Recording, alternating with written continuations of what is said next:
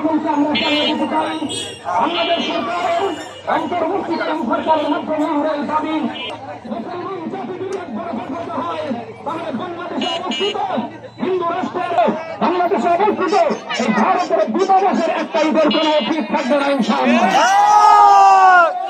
আমরা মুসলমানদেরকে বলে দিতে হবে, মুসলমান জাতি তোমাদের ইজ্জত, তোমাদের রসুলের ইজ্জত, কোরআনের ইজ্জত, এটা তোমাদের ঈমানের সাথে সম্পৃক্ত, আমাদের ঈমানের সাথে সম্পৃক্ত। অতএব আমরা আমাদের ঈমানকে বাঁচানোর জন্য আমাদের রসুলকে, রসুল কিয়ামতের ময়দানে যার সুপারিশ করে আমরা জান্নাতীয় হতে পারবো না, সেই রসুলের ইজ্জত নিয়ে রসুল মেনে চলবে, আমরা বীর্যমাত্র রক্ত থাকা অবস্থায় বরদাস্ত করবো না ইনশাআল্লাহ।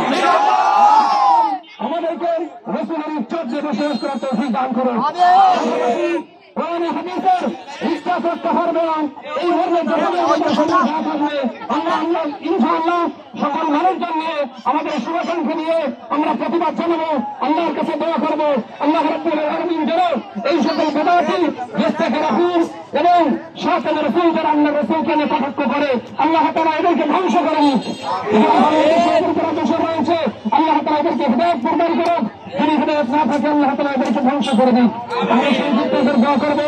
যারা এই প্রোগ্রামে আমরা অংশগ্রহণ করেছি, অক্লান্ত পরিশ্রম করে দুপুর বেলা না খেয়ে আল্লাহ তাআলা আমাদের এই শ্রমকে আল্লাহ তাআলা কবুল করুন।